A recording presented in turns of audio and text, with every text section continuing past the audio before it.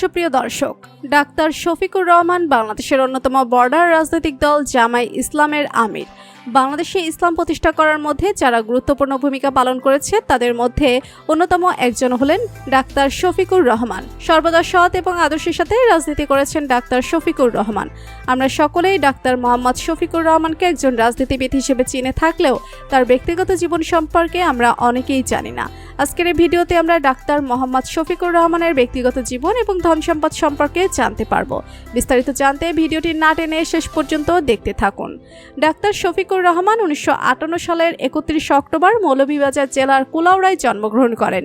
সেই হিসেবে ডাক্তার শফিকুর রহমানের বর্তমান বয়স 65 বছর।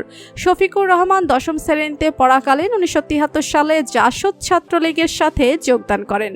দীর্ঘদিন সেই দল করার পর 1977 সালে তিনি বাংলাদেশ জামায়াতে ইসলামের সংগঠন ছাত্র শিবিরে যোগদান করেন।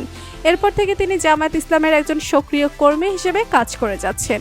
ডাক্তার শফিকুর রহমান এখন পর্যন্ত জামায়াতে ইসলামের অনেক গুরুত্বপূর্ণ দায়িত্ব পালন করেছেন। ডাক্তার শফিকুর রহমান সিলেট জেলার জামায়াতে ইসলামের আমির ছিলেন। এরপর 2016 সালে ডাক্তার শফিকুর রহমানকে জামায়াতে ইসলামের সেক্রেটারি জেনারেল হিসেবে নির্বাচিত হন। এরপর 2019 সালে তাকে জামায়াতে ইসলামের আমির হিসেবে নিয়োগ দেওয়া হয়। বর্তমানে শফিকুর রহমান সে দায়িত্ব পালন করছেন। এবার আমরা ডাক্তার মোহাম্মদ শফিকুর রহমান সম্পর্কে জানব। ডাক্তার মোহাম্মদ শফিকুর রহমান অত্যন্ত বংশমর্যাদাশীল একটি পরিবারে জন্মগ্রহণ করেন। ডাক্তার মোহাম্মদ শফিকুর রহমান বংশগতভাবেই ধনী, এছাড়াও তিনি একজন সফল ব্যবসায়ী এবং উদ্যোক্তা। ডাক্তার শফিকুর রহমানের বেশ কিছু ব্যবসা প্রতিষ্ঠান রয়েছে। এছাড়া তিনি সিলেট উইমেন মেডিকেল হাসপাতালের চেয়ারম্যান। ডাক্তার মোহাম্মদ শফিকুর রহমানের পরিচালনায় রয়েছে অসংখ্য স্কুল, কলেজ এবং মাদ্রাসা। ডাক্তার শফিকুর রহমান তার ব্যবসা প্রতিষ্ঠান থেকে যা টাকা ইনকাম করে তার বেশিরভাগ টাকা তিনি গরিব দুঃখী মানুষদের মাঝে বিলিয়ে দেন।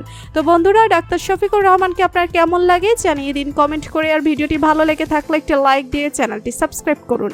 ধন্যবাদ।